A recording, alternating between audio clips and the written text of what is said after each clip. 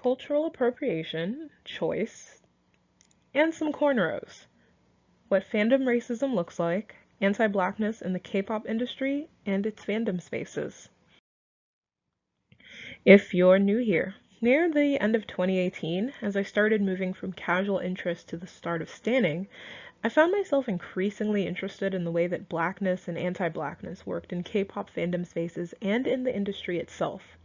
I've been researching for my project since April 2019 and had the first official post go up in July of that year.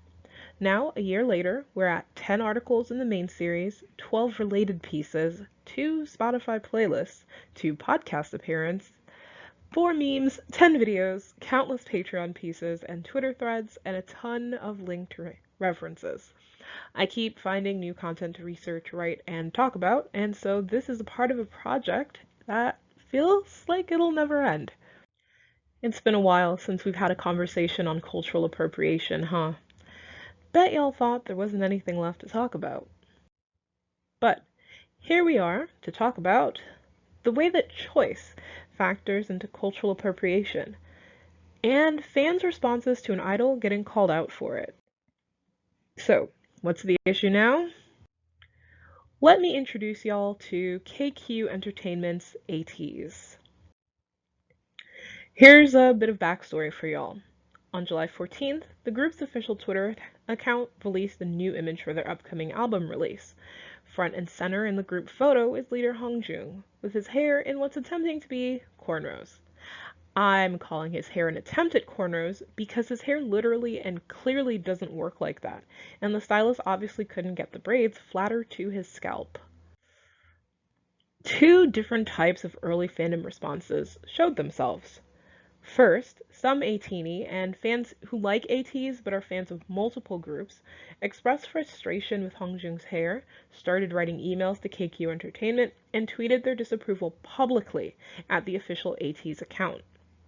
Other ATEEZ and folks not interested in the group but clearly in love with anti-blackness decided to drown out what they saw as hate by filling the group's mentions with love and support, and by telling them not to listen to their actual fans. Less than 24 hours later, KQ Entertainment enters the ring with an unexpected statement. So the statement on their Dom official fan cafe is in Korean and in English. In fact, I wrote about the statement for Teen Vogue. It's not an apology, by the way, just a statement. Just so y'all know. While I suggest reading the entire statement, two parts stand out. Through the issues and the opinions from our fans, we have become fully aware of the concerns and seriousness of this issue.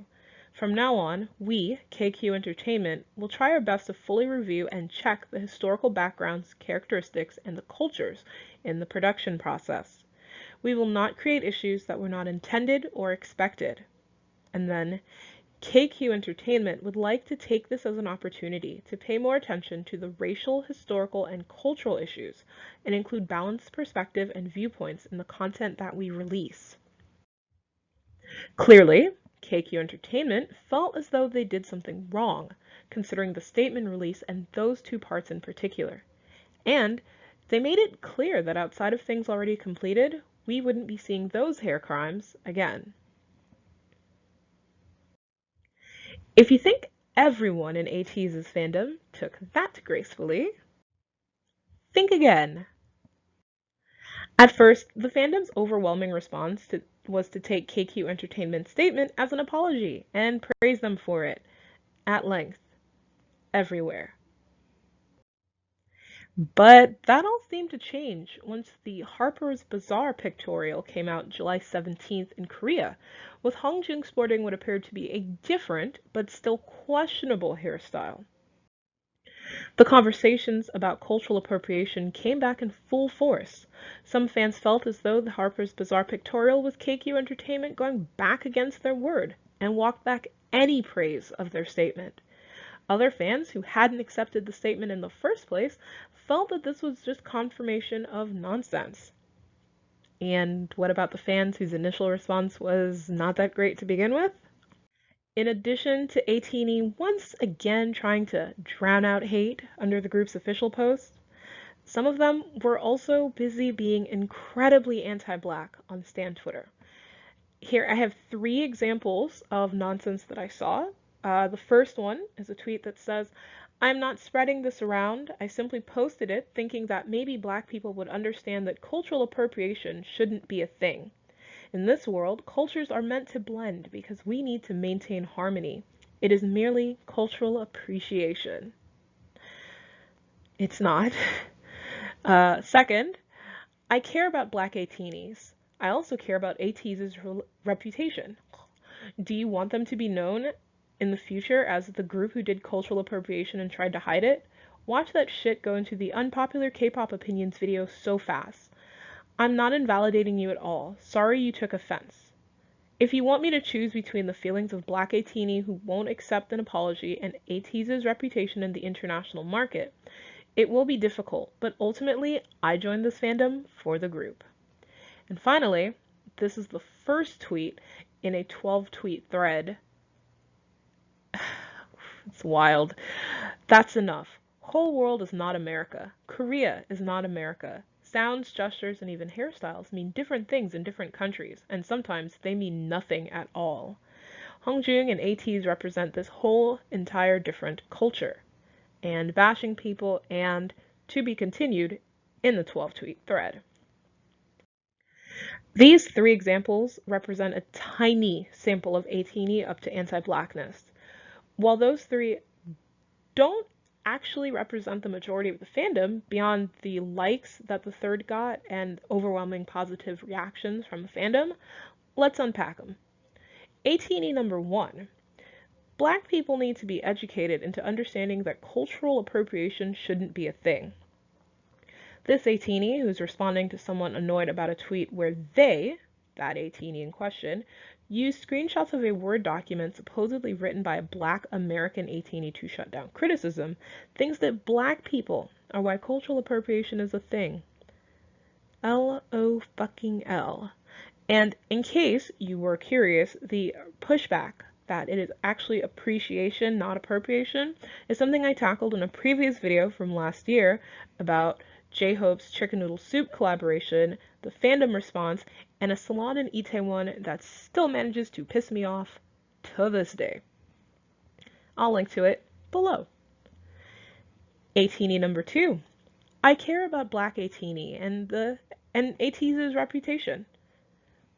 Okay, actually, I joined the fandom for the group, so forget your feelings. This ATEEZ doesn't seem to realize that the anti-blackness on display from them and their co-fans who are pushing back at uncomfortable black fans is doing more to harm ATEEZ's international reputation than Hongjoong's hair ever did. ATEEZ number 3. Here's a 12-tweet thread that pretends that anti-blackness doesn't exist in South Korea and frames black Americans specifically as aggressive colonizers. This actually plays into a recurring theme of cultural appropriation discourse, where people, usually non-black, very frequently Koreans in Korea or in the United States, pretend that caring about cultural appropriation and wanting these global superstars to stop relying on black aesthetics is a form of colonizing these poor babies. These, American-centric responses, speaking to and about black Americans, ignore that black people outside of the US also talk about cultural appropriation, and they don't like it. And other people of color who aren't Korean have spoken about appropriation from idols. Guess what? They don't like it either. Appropriation sucks. We don't feel appreciated. These responses, the ATEEZ waging support and positivity campaigns to silence black fans who aren't happy, and even Hongjoong's hair itself, all represent choice. Choice is a funny thing that comes up often when Korean pop or hip-hop artists partake in cultural appropriation. Mostly because when choice comes up, it's because these fans insist that these artists, many who are hyped for their independence even in the idol machine, don't ever have a choice when it comes to their hair. Here you can see Kai from EXO Taeyang from Big Bang, and Hyeon from SNSD. 3 artists who definitely chose to have their hair like that. We don't actually know how many artists have asked for locks, cornrows, etc. across their time at the various companies. Fans say the idol couldn't say no to the stylist, but what's actually more likely is that the stylists aren't aware of the issues of cultural appropriation, and neither are the artists. So how can they say no to, or not ask for, something that they don't register as a problem in the first place? Rather than framing it as cruel, racist stylists forcing black hair on innocent, anti-racist idols with zero control, what if we started from an understanding that the stylists and artists alike don't think about black hair beyond how good it looks? Instead of treating idols like babies bullied into black hair. Because we're often talking about superstars with wide international fan bases, not rookies with zero power. Another aside, I strongly suggest checking out Miranda Larson's segment on the recent K-pop's online activism for Black Lives Matter is Complicated episode of Vox's Reset podcast. Within her segment, at the 16-minute mark, Miranda introduced me to the term cultural misappropriation. And while I still suck at remembering to actually use it, it's actually better language to describe what the idols and their stylists are doing every time. Most of the time. Anyway, let's play ball and pretend that absolutely zero Korean artists have the choice about whether or not they do a hair crime. You know who absolutely does have a choice about what anti-blackness they're taking part in because they're not idols? They're fans. All of those examples I showed, and others like the ones flooding ATEEZ's mentions with positivity to drown out criticism, or the folks dismissing and or atting black fans on Twitter, display the choice to be incredibly anti-black in defense of their idol favorites. Like this person, choosing to tell black people that this, talking about appropriation and being sensitive, is why people out there hate black people. Seriously, the tweet reads, "I'm sorry, but that's why people out there hate black people. Frowny face. So sensitive. Sorry. It's okay if you want to call out your gang and attack me. Smiley face. I have my opinion too." Yikes. These fans are choosing to infantilize Koreans as a whole, not just celebrities. They're choosing to mistreat black people in fandom. They're choosing to tell black people to stop listening to or liking ATEEZ. They're choosing to smugly tweet about how grateful fans should be for the apology that wasn't actually an apology. They're choosing to dismiss the clear admission that ATEEZ or their stylists did something wrong. They're choosing to make fandom unwelcome for black fans. And they're not the only ones. Every single day, non-black people in K-pop fandoms around the world make the active choice to be anti-black to black people in defense of their favorites.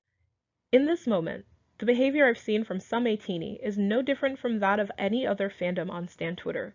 It may seem smaller because ATEEZ is, well, not a massive fandom, but it's still one where folks choose to be anti-black. There's a lot of worry from fans about these artists' reputations and their mental health directly as a response to black people in fandom from around the world, criticizing them and the industry they're in. But why don't these same fans seem worried about the fact that their defense of artists and attacks or dismissal of black people in these spaces is harmful and does a ton to not only actively make these fandoms for these groups spaces to avoid, but it tanks their reputations on some level. Across multiple fandoms for Korean pop and hip-hop artists, fandom is framed as family. We're told that we're all in this together. However, every single time an artist gets any criticism for cultural appropriation or insensitivity, fandom proves that to be a massive lie. Because people choose to ignore the issue. They choose to attack or dismiss the fans talking. They choose to put their love of the group above wanting others to be respected too. And what kind of a shitty family is that? Cultural appropriation is an unfortunate fact of Korean pop and hip-hop. That being said, whether or not the artists have the choice to wear that hair and put on or perform other people's cultures As fans, y'all have the choice to educate your artists and yourselves, and to stop being anti-black as hell. Thank you.